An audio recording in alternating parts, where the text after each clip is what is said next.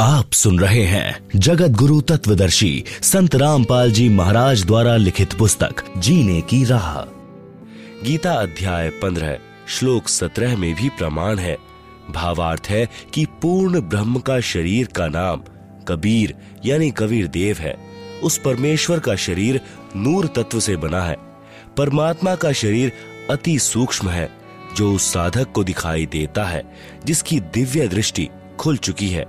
इस प्रकार जीव का भी सूक्ष्म शरीर है, जिसके ऊपर 5 तत्व का खोल यानी कवर अर्थात 5 तत्व की काया चढ़ी होती है, जो माता पिता के संयोग से शुक्रम यानी वीर्य से बनी है। शरीर त्यागने के पश्चात भी जीव का सूक्ष्म शरीर साथ रहता है। वह शरीर उसी साधक को दिखाई देता है जिसकी दिव्य दृष्टि खुल चुकी है। इस प्रकार परमात्मा व जीव की स्थिति को समझें। वेदों में ओम नाम के स्मरण का प्रमाण है, जो केवल ब्रह्म साधना है। इस उद्देश्य से ओम नाम के जाप को पूर्ण ब्रह्म का मानकर ऋषियों ने भी हजारों वर्ष हठ योग यानी समाधि लगाकर करके प्रभु प्राप्ति की चेष्टा की, परंतु प्रभु दर्शन नहीं हुए। सिद्धियां प्राप्त हो गई। उन्हीं सिद्धि रूपी खिलौनों से खेलकर ऋषि भी जन्म मृत्यु के चक्र में ही रह गए तथा अपने अनुभव के शास्त्रों में परमात्मा को निराकार लिख दिया। ब्रह्म यानी काल ने कसम खाई है कि मैं अपने वास्तविक रूप में किसी को दर्शन नहीं दूंगा। मुझे अव्यक्त जाना करेंगे। यानी अव्यक्त का भावार्थ है कि कोई आकार में है, परंतु व्यक्तिगत रूप से स्थूल रूप में दर्शन नहीं देता। जैसे आकाश में बादल छा जाने पर दिन के समय सूर्य अदृश्य हो जाता है, वहीं दृश्यमान नहीं है, परंतु वास्तव में बादलों के पार ज्यों का त्यों है। इस अवस्था को अव्यक्त कहते हैं। प्रमाण के लिए गीता अध्याय 7 श्लोक 24-25, अध्याय 11 श्लोक 48 तथा 32। पवित्र गीता जी बोलने वाला ब्रह्म यानी काल श्री कृष्ण जी के शरीर में प्रेतवत प्रवेश करके कह रहा है कि अर्जुन, मैं बढ़ा हुआ काल हूँ और सर्व को खाने के लिए आया हूँ। गीता अध्याय 11 का श्लोक नंबर 32। यह मेरा वास्तविक रूप है। इसको तेरे अतिरिक्त ना तो कोई पहले देख सका, ना कोई आगे देख सकता है। अर्थात वेदों में वर्णित यज्ञ, जप, तप तथा ओम नाम आदि की विधि से मेरे इस वास्तविक स्वरूप के दर्शन नहीं हो सकते। गीता अध्याय 11 श्लोक नंबर 48। मैं कृष्ण नहीं हूँ। ये मूर्ख लोग कृष्ण रूप में मुझ अव्यक्त को व्यक्त यानी मनुष्य रूप मान रहे हैं, क्योंकि ये मेरे घटिया नियम से अपरिचित हैं कि मैं कभी वास्तविक इस काल रूप में सबके सामने नहीं आता, अपनी योग माया से छुपा रहता हूँ। गीता अध्याय 7 श्लोक नंबर 24-25। विचार करें। अपने छुपे रहने वाले विद्वान को स्वयं अश्रेष्ठ यानी अनुत्तम क्यों कह रहे हैं? यदि पिता अपनी संतान को भी दर्शन नहीं देता तो उसमें कोई त्रुटि है, जिस कारण से छुपा है तथा सुविधाएं भी प्रदान कर रहा है। काल यानी ब्रह्म को शापवश 1 लाख मानव शरीरधारी प्राणियों का आहार करना पड़ता है तथा 25% प्रतिदिन जो ज्यादा उत्पन्न होते हैं उन्हें ठिकाने लगाने के लिए तथा कर्म भोग का दंड देने के लिए 84 लाख योनियों की रचना की हुई है। यदि सबके सामने बैठकर किसी की पुत्री, किसी की पत्नी, किसी के पुत्र माता पिता को खा गए तो सर्व को ब्रह्म से घृणा हो जाए तथा जब भी कभी पूर्ण परमात्मा कबीरग्नि यानी कबीर परमेश्वर स्वयं आए या अपना कोई संदेश वाहक यानी दूत भेजें तो सर्व प्राणी सत्य भक्ति करके काल के जाल से निकल जाए।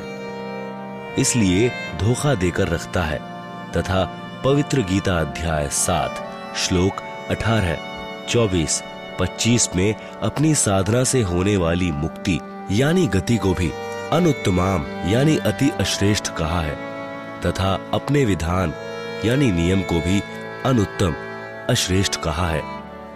प्रत्येक ब्रह्मांड में बने ब्रह्मलोक में एक महास्वर्ग बनाया है, महास्वर्ग में एक स्थान पर नकली सतलोक, नकली अलखलोक, नकली अगम लोक तथा नकली अनामी लोक की रचना प्राणियों को धोखा देने के लिए प्रकृति दुर्गा आदि माया द्वारा करवा रखी है। कबीर साहब का एक शब्द है, कर नैनो दीदार महल में प्यारा है, में वाणी है कि काया भेद किया निर्वारा, यह सब रचना पिंड मंझारा है। माया अविगत जाल पसारा, सो कारीगर भारा है। आदि माया किन्हीं चतुराई, झूठी बाजी पिंड दिखाई। अविगत रचना रची अंड माही, वाका प्रतिबिंब डारा है। एक ब्रह्मांड में अन्य लोकों की भी रचना है, जैसे श्री ब्रह्मा जी का लोक, श्री विष्णु जी का लोक, श्री शिव जी का लोक, जहां पर बैठकर तीनों प्रभु नीचे के 3 लोकों स्वर्ग लोक अर्थात इंद्र का लोक, पृथ्वी लोक तथा पाताल लोक पर एक एक विभाग के मालिक बनकर प्रभुता करते हैं तथा अपने पिता काल के खाने के लिए प्राणियों की उत्पत्ति, स्थिति तथा संहार का कार्यभार संभालते हैं। तीनों प्रभुओं की भी जन्म व मृत्यु होती है, तब काल इन्हें भी खाता है। इसी ब्रह्मांड यानी इसे अंड भी कहते हैं, क्योंकि ब्रह्मांड की बनावट अंडाकार है। इसे पिंड भी कहते हैं, क्योंकि शरीर यानी पिंड में एक ब्रह्मांड की रचना कमलों में टीवी की तरह देखी जाती है। में एक मान सरोवर तथा धर्मराय यानी न्यायाधीश का भी लोक है तथा एक गुप्त स्थान पर पूर्ण परमात्मा अन्य रूप धारण करके रहता है। जैसे प्रत्येक देश का राजदूत भवन होता है, वहां पर कोई नहीं जा सकता। वहां पर वे आत्माएं रहती हैं जिनकी सत्यलोक की भक्ति अधूरी रहती है।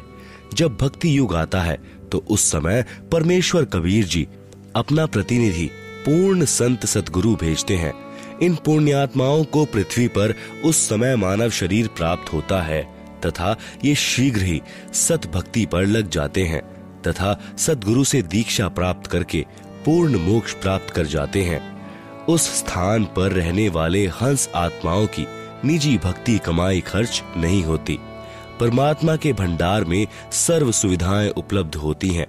ब्रह्म यानी काल के उपासकों की भक्ति कमाई स्वर्ग महास्वर्ग में समाप्त हो जाती है, क्योंकि इस काल लोक यानी ब्रह्म लोक तथा पर ब्रह्म लोक में प्राणियों को अपना किया कर्म फल ही मिलता है।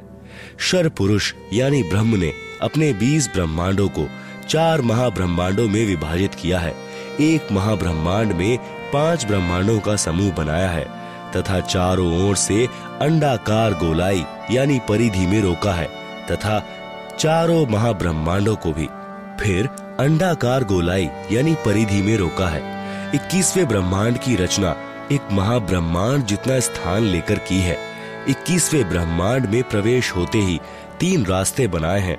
21वें ब्रह्मांड में भी बाएं तरफ नकली सतलोक, नकली अलखलोक, नकली अगम लोक, नकली अनामी लोक की रचना प्राणियों को धोखे में रखने के लिए आदि माया यानी दुर्गा से करवाई है तथा दाईं तरफ 12 सर्वश्रेष्ठ ब्रह्म साधकों यानी भक्तों को रखता है। फिर प्रत्येक युग में उन्हें अपने संदेश वाहक यानी संत सतगुरु बनाकर पृथ्वी पर भेजता है, जो शास्त्र विधि रहित साधना व ज्ञान बताते हैं तथा स्वयं भी भक्तिहीन हो जाते हैं तथा अनुयायियों को भी काल जाल में फंसा जाते हैं। फिर वे गुरुजी तथा अनुयायी दोनों ही नरक में जाते हैं।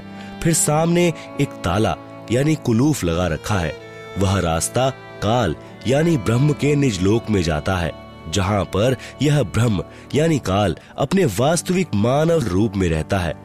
इसी स्थान पर एक पत्थर की टुकड़ी तवे के आकार की यानी चपाती पकाने की लोहे की गोल प्लेट सी होती है, स्वतः गर्म रहती है, जिस पर 1 लाख मानव शरीरधारी प्राणियों के सूक्ष्म शरीर को भूनकर उनमें से गंदगी निकालकर खाता है।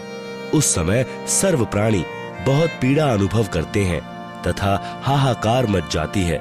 फिर कुछ समय उपरांत वे बेहोश हो जाते हैं। जीव मरता नहीं, फिर धर्मराय के लोक में जाकर कर्माधार से अन्य जन्म प्राप्त करते हैं तथा जन्म मृत्यु का चक्कर बना रहता है। उपरोक्त सामने लगा ताला ब्रह्म यानी काल केवल अपने आहार वाले प्राणियों के लिए कुछ क्षण के लिए खोलता है। पूर्ण परमात्मा के सत्य नाम व सार नाम से यह ताला स्वयं खुल जाता है। ऐसे काल का जाल पूर्ण परमात्मा कबीर देव यानी कबीर साहिब ने स्वयं ही अपने निजी भक्त धर्मदास जी को समझाया।